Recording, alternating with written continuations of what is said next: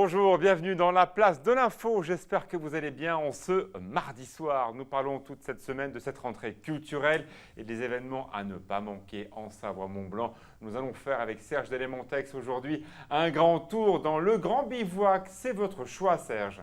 Oui, bonsoir. Je m'intéresse à l'entreprise, toutes les entreprises, et le Grand Bivouac est une belle, magnifique entreprise humaine, une belle aventure. Créé en 2002 par l'acolyte qui est juste à côté, Guy Chomreuil, journaliste, bien sûr, patron de France Bleu Pays de Savoie pendant de nombreuses années, et puis aussi quelqu'un qui aime la montagne. Il va d'ailleurs nous donner dans quelques instants sa vision de la montagne moderne. On verra.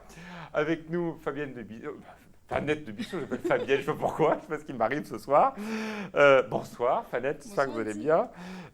Tiens, c'est un sujet qui pourrait intéresser d'ailleurs Guy Chomreuil, les infirmières de montagne qui sont en grève. Voilà, 100% des 150 infirmières de montagne savoyardes sont en grève aujourd'hui. Elles ne font plus de visites à domicile. En fait, ce sont les frais kilométriques alloués par la caisse de primaire d'assurance maladie qui posent problème. Oui, une petite réaction, Guy Chomreuil. On va en parler de cette montagne qui a du mal à vivre au quotidien. Vous comprenez bien que ces femmes qui font ce travail, qui montent en montagne, disent ça suffit, on veut être mieux valorisé parce qu'on fait des bornes en montagne. Bah oui, c'est encore plus difficile pour elles que qu'en plaine. Il est clair que la problématique de la vie en montagne, au-delà du tourisme et au-delà du tourisme d'hiver, est posée constamment. On doit pouvoir vivre en montagne, je dirais comme en ville, au risque de choquer un certain nombre de montagnards. Mais c'est important que la montagne vive normalement. Deuxième titre dans le cadre de ce JT, des vélobulles. Qu'est-ce que c'est ? Alors, c'est une nouveauté à découvrir sur Chambéry. Chambéry, on le sait, on en a beaucoup parlé dans l'actualité, être en train de revoir son plan de déplacement urbain avec les bus, etc. Ça a été un petit peu polémique. Et là, dans le cadre de ce nouveau plan, ils ont mis en place des triporteurs électriques. Ah, voilà. Sympa. Et donc, les Chambériens sont invités à les essayer. On en saura plus dans le journal. On les verra donc en avant-première tout à l'heure. Avec nous Thierry Paul, en forme. En forme, pleine Il forme. fait une chaleur sur le plateau, je vous dis pas. Oui, Il va faire aussi chaud dehors.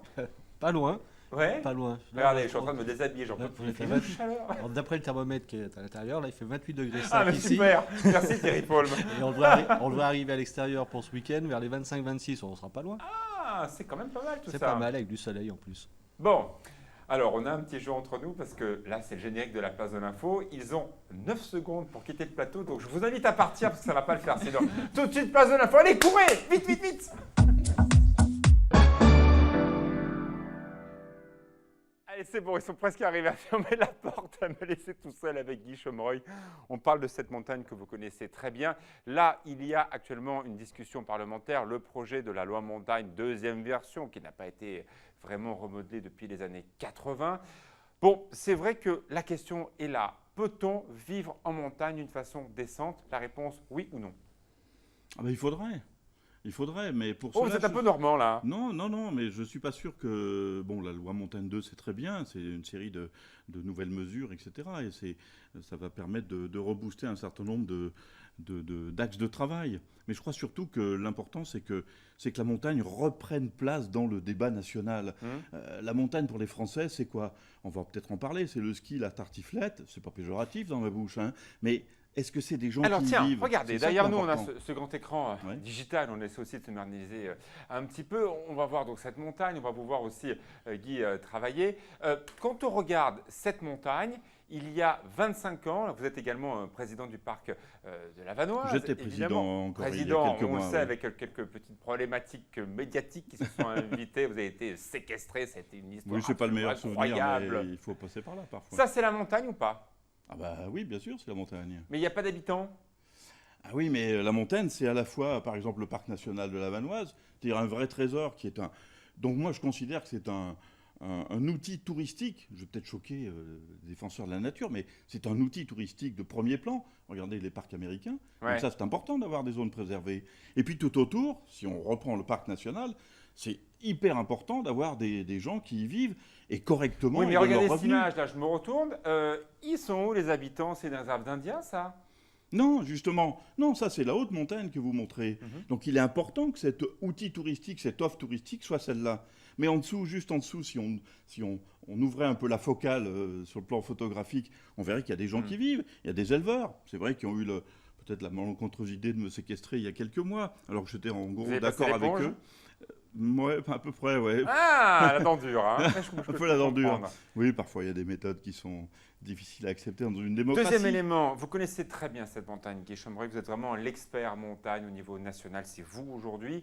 Toutes les stations de montagne ont vu la population diminuer. Il y a un petit débat sur Chamonix. Il y a une exception qui est Saint-Gervais parce que finalement, elle profite des autres stations qui, elles, ont baissé en Ouais, il nombre y a aussi d'habitants. Bourg-Saint-Maurice-les-Arcs. Hein. Oui, Ce sont aussi. de très beaux exemples. Clairement, pourquoi les gens ne vivent plus au pays? Pourquoi aujourd'hui il y a un véritable exode rural? On n'en parle pas tellement. Ouais, Des gens qui habitaient là-haut qui vont habiter plus bas parce que ça coûte moins cher. Oui, je serais peut-être un peu moins sévère que vous, mais c'est vrai que Les chiffres il y a sont une édifiants. Hein. difficulté. La problématique de la montagne, pour y vivre, c'est y vivre toute l'année, on est bien d'accord. Donc ça veut dire qu'il y a le tourisme, mais ça veut dire d'abord que le tourisme, ce n'est pas que l'hiver. Ça veut dire qu'on est capable de rebooster et d'installer à nouveau la saison estivale. Et puis il y a ce qu'on appelle les ailes de saison. C'est quand même incroyable que les stations donnent parfois, là je ne veux pas me faire des amis, mais des aires de ville morte en juin et en septembre, alors qu'il y a des tas de pratiquants de sport de montagne qui seraient là.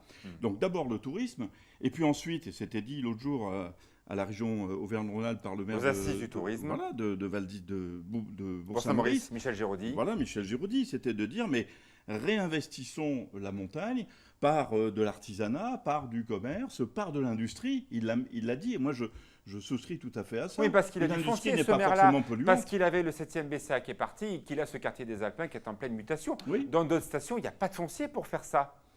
Si, il peut y avoir du foncier, simplement, vous savez, c'est un choix. Hein. Est-ce qu'on continue de miser à 110, 120% sur la neige et que la neige, et encore une fois, je n'ai jamais été contre le plan neige et contre les stations, bien au contraire, ou est-ce qu'on estime que l'avenir, c'est la diversification à nouveau? Alors, par exemple, la campagne de Savoie-Mont-Blanc qui a été dévoilée à Paris, on en a beaucoup parlé hier dans le cadre du JT. Cet hiver, c'est 100% blanc, donc ce qui veut dire 100% ski. C'est un bon ou un mauvais choix? Pour l'hiver, c'est un bon choix. Pourquoi? Et là, je parle pas j'ai pas de la langue de bois. C'est un bon choix parce qu'il faut aussi attirer les clientèles internationales. Mais je citerai pas la station. Mais cet été, j'ai vu quand même une station savoyarde qui faisait de la publicité sur le Tour de France. Et elle a trouvé le moyen de présenter l'image du Tour, son image, On dit à c'est les travers saisies. une piste. C'est les saisies. Non, faut mais à dire les travers choses. une. Oui, mais bon, ça pourrait être les saisies, ça pourrait être autre chose. Mais elle a trouvé le moyen de promouvoir la neige. Et tout le monde en a parlé. Oui, non, mais d'accord, mais ça continue. Enfin, comment peut-on promouvoir, je vais recevoir des coups de fil, des saisies, mais que j'aime bien par ailleurs, mais comment peut-on promouvoir en plein été, au moment du Tour de France, uniquement la neige? Je crois qu'il y a eu, encore une fois, je précise, je n'ai jamais été contre le ski, au contraire. Moi, vous savez, mes grands-oncles, en Haute-Maurienne, mes grands-parents, vivaient de la terre, du foin, etc., dans les années 50. Heureusement qu'ensuite, le ski est arrivé. Donc, je ne suis pas contre le plan neige. Souvent, quand on dit ça, on est taxé d'écolo, etc. Non, mais en revanche, il faut arriver à diversifier et à montrer aux Français que la montagne est diverse et que c'est un lieu, comme vous le dites, de vie. J'ai une dernière question à permanente. vous poser, Guy Chomreuil. Évidemment, en Savoie-Mont-Blanc, les montagnes, elles sont omniprésentes. On a la chance d'avoir ce sommet du Mont-Blanc sur notre territoire. Mais si on dézoome un petit peu sur le territoire français, on a vu à l'instant l'image du parc national de la Vanoise. Il n'y a que 25% du territoire français qui est situé à plus de 500 mètres d'altitude. En Italie, c'est 55%. En Espagne, c'est 60%. Donc la France est plus un pays maritime avec ses 1000 km de côte que montagnard. Ça va vous étonner, je suis 100% d'accord avec vous. 100%. La montagne, elle est au bord, aux frontières. Bon, est-ce que pour autant, elle ne doit pas reprendre pied dans le débat national? Moi, je suis frappé de voir, sur des sujets qui sont par exemple notre rapport au risque, notre rapport à la nature, notre rapport à l'environnement, notre rapport au bien commun, à la citoyenneté, les montagnards, par leur expérience, ont des choses à dire comme les marins. Sauf que, pourquoi? Par histoire, par Ils n'ont culture. pas les micros, ces montagnards. On les Ouais, voit ils n'ont pas les sur les micros, sujets mais- nationaux. Mais oui, mais il faut qu'ils les prennent. Sur le risque, ils ont des choses intéressantes à dire à une société qui surtout s'entoure de tous les barbelés possibles, de toutes les assurances possibles pour vivre en paix. La vie, c'est le risque. Eh bien, un montagnard, comme un marin d'ailleurs, ou un marin-pêcheur, comme un agriculteur de montagne, ils peuvent l'exprimer. Et moi, je me bats effectivement pour que la montagne reprenne place à la fois dans le débat national et dans le tourisme, dans toutes ses composantes. Merci beaucoup d'être avec nous dans Merci à quelques vous. instants. Serge Delémontex vous rejoint. On va parler du Grand Bivouac. C'est le grand événement à ne pas manquer dans tout juste un mois à Albertville. Tout de suite, la météo, juste après la pub.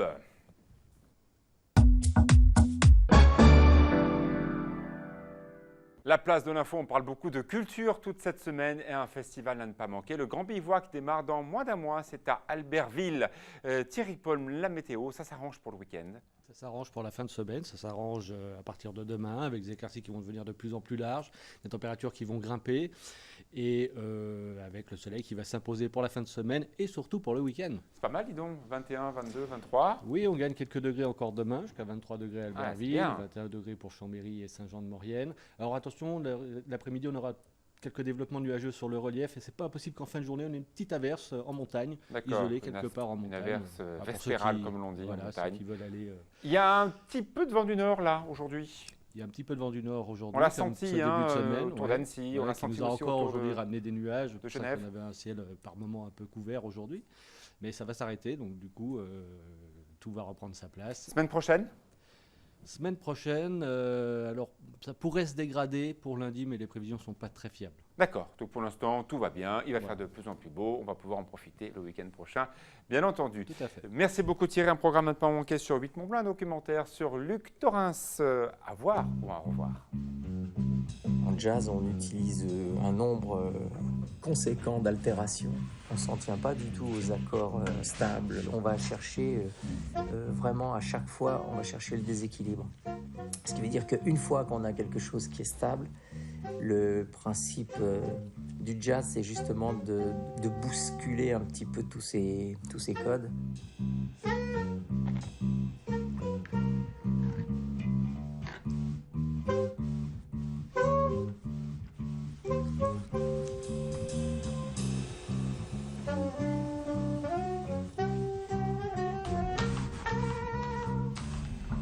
La grande qualité du jazz, c'est qu'elle enlève le complexe. Enfin, en tout cas, elle abat ces frontières ou ces barrières qui interdisent à quelqu'un qui ne maîtriserait pas ce langage de s'y attaquer. Alors, ce qui fait de moi le naïf, je veux dire, ou le candide qui va jusqu'à composer. Voilà, la place de l'info, on est en train de discuter avec nos invités. Bienvenue. Nous avons la chance d'avoir Guy Chomreuil qui est avec nous. Donc, dans un mois, c'est le Grand Bivouac. Serge Delmontex, vous vous intéressez bien sûr à ce très grand festival dédié à l'art du voyage et qui fête un peu aussi son anniversaire 2002. Ça commence à faire, hein?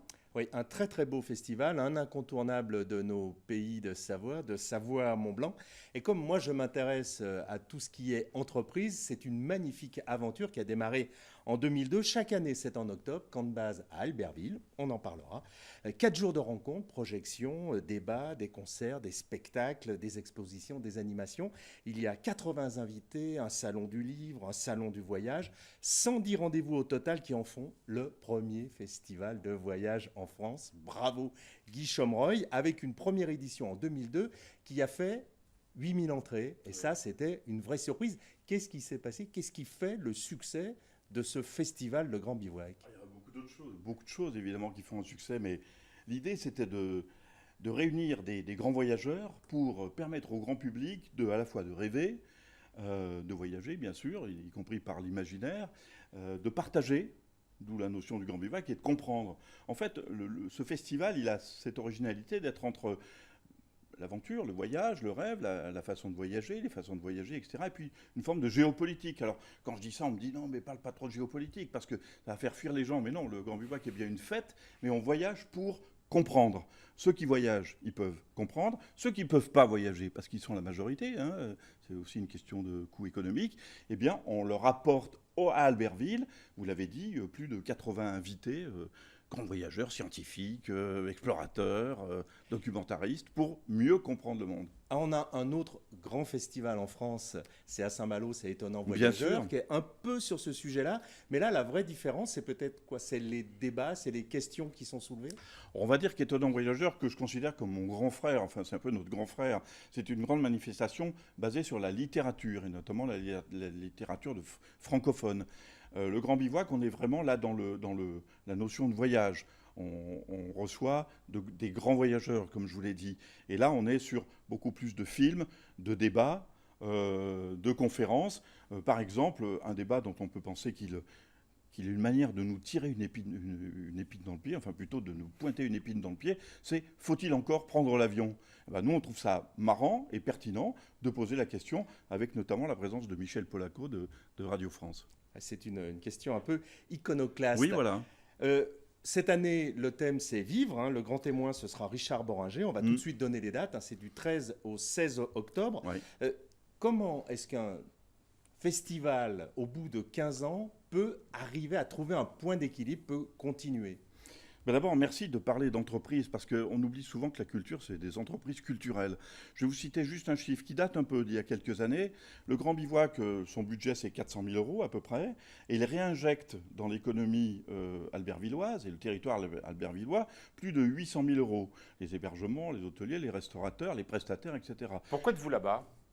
Ah, pourquoi on est là-bas? Je vais citer un nom, je suis obligé. Je suis allé voir Albert Gibello, qui était à l'époque le maire d'Albertville, qui disait qu'est-ce qu'on peut faire après avec les Jeux pour poursuivre cet élan d'ouverture au monde de la ville d'Albertville. Je suis rentré dans son bureau, on ne se connaissait pas. Il a été séduit, il m'a dit banco, je suis ressorti avec son accord et on a démarré. Et depuis, la ville d'Albertville soutient fortement le Grand Bivouac, à la fois financièrement, on peut citer les chiffres, hein, d'ailleurs 80 000 €, et la mise à disposition de tous ces services techniques. Oui, parce qu'il y avait d'autres choix. On aurait pu... Bon, il y a Annecy, il y a Chambéry, Oui. surtout il y a Chamonix. Hein. Oui, et depuis d'ailleurs 15 ans, c'est assez curieux parce qu'à chaque fois on me dit « mais est-ce que tu restes à Albertville ?» J'ai entendu dire que tu partais, d'abord tu, c'est un peu personnaliser la chose, mais j'ai entendu ou jamais que tu partais à Grenoble ou etc. L'idée s'est-elle présentée? Est-ce qu'on vous a un peu chassé? Ah, je vais peut-être pas vous le dire. Ça sera la négo, ça. Non, moi je suis je suis très fidèle à une ville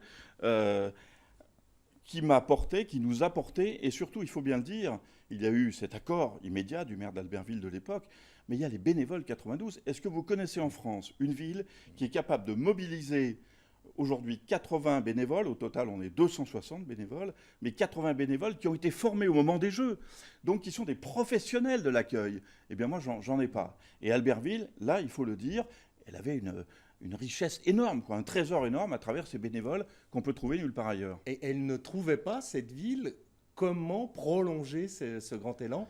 On en avait parlé Elle un cherchait peu avec Annecy en tout cas. 2018, c'est jamais Non mais venu. Albertville très franchement avait d'autres projets aussi, mais voilà, donc on c'est est la arrivé flamme au bon olympique moment. qui C'était soufflera là-bas.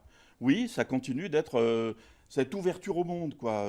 Et alors, pour peu qu'aujourd'hui, l'actualité nous montre qu'elle est absolument nécessaire. Alors Serge, quand commencez-vous de ce festival? Il y a 4 salariés en CDD. On l'a dit, il y a quand même Non, CDI. CDI, bravo, Oui, bravo. Mais un permanent. président bénévole. Ouais. Un président bénévole, mais il y a aussi un vice-président qui travaille beaucoup. Enfin bon, au total, c'est 6 équivalents temps plein peut-être, tel qu'on parle dans l'entreprise. Viable ou pas? Alors, c'est justement la question qui se pose. Comment faire? Il faut des partenaires. Et ça, moi, ça m'intéresse. Ouais. Il y a des institutionnels, bien sûr. Ils sont La tous ville, là. le J'espère conseil qu'ils sont général, là oui. suffisamment, d'ailleurs. Ça, c'est vous qui pourrez nous le dire. Et il y a quand même des entreprises. Oui. On peut les citer. Il faut les citer parce qu'elles sont là pas uniquement pour ça, mais entre autres. Bien sûr, mais moi, j'ai pas l'habitude de les citer, mais c'est vrai que Ça, Satoris... c'est le côté journaliste qui ressort. Bien C'est sûr. dur à dire. Mais hein. non, au contraire. Je vais le dire moi. Alors, Le Satoris. Satoris, le Crédit Agricole, des opérateurs, des mutuelles aussi, bien sûr. Donc c'est vrai que ce sont des gens qui nous soutiennent. Non, mais ils me comprendront. C'est son humilité. Mais alors, c'est justement, moi, ça m'amène à ma question. C'est vrai que ces Dernière entreprises, on est bien d'accord, si elles sont là, c'est pas pour, je cite, il y a deux noms, il y a Nantais, FH, c'est des entreprises, ils vont pas vendre plus, ou le Crédit Agricole ne va pas avoir plus de clients parce qu'ils sont partenaires. On a besoin de cet engagement citoyen des entreprises. Oui, alors c'est aussi un engagement intéressé, et surtout qu'elles ne le prennent pas mal. C'est intéressé parce qu'au fond, bon, c'est vrai que c'est un soutien citoyen, on est bien d'accord, mais c'est aussi un soutien amical, certes, mais c'est aussi une image qu'on donne à l'entreprise. C'est-à-dire dire, au fond, on est partenaire d'un festival qui prône l'ouverture au monde, l'ouverture aux jeunes, parce qu'on insiste beaucoup sur les jeunes, sur l'importance de connaître le monde, de voyager, de s'ouvrir à cela. Vous savez, et je terminerai par là, mais une entreprise, quand elle a des jeunes, par exemple, qui ont voyagé ou qui vont voyager et qui rapportent de la richesse, l'entreprise, elle s'en sert aussi de cette richesse humaine. Et ça, c'est important. C'est la fibre de la GTA, la grande traversée des Alpes, que vous avez présidée pendant longtemps. C'est aussi la fibre de la GTA, voilà. je vous remercie de la noter, qui est l'expert aujourd'hui de l'itinérance en France et qui se bat aussi, on parlait de la montagne tout à l'heure, pour que la montagne vive toute l'année à travers un tourisme diffus et itinérant. Et ma question, donc justement, à Serge Delémentax, qui va animer le congrès annuel des domaines skiables de France. Ça ne se passe pas dans la région, ça se passe à Nantes tout début octobre prochain, c'est sûr. Mais en tout cas, les gens de montagne iront, et en tout cas des stations de sport d'hiver. Bon, ils vont faire un peu de grise-mine. Hein. On s'est fait piquer la place de leader par les États-Unis. Ce n'est pas la première fois que ça se passe. C'est d'une année sur l'autre. Oui, mais quand même, on a vu la progression de l'Autriche qui commence vraiment à se rapprocher de la deuxième place. Voilà, on est deuxième, l'Autriche est juste derrière. Alors, ils sont comment là? Comment ils préparent son congrès, Laurent Reynaud et Anco? Alors, ils sont vraiment très regonflés parce qu'il y a justement des points à reprendre, donc il faut y aller. Ils vont se poser une grande question, c'est sur l'ubérisation des stations de montagne. Et puis, une question, on en parlait même un petit peu hors antenne avec Guy Chomroy, cette question, elle est d'actualité, c'est la diversification, c'est l'été. Très bien. Merci beaucoup. Tout de suite, la météo, Thierry Paume, le journal Fanette de Buisson. Bonne soirée.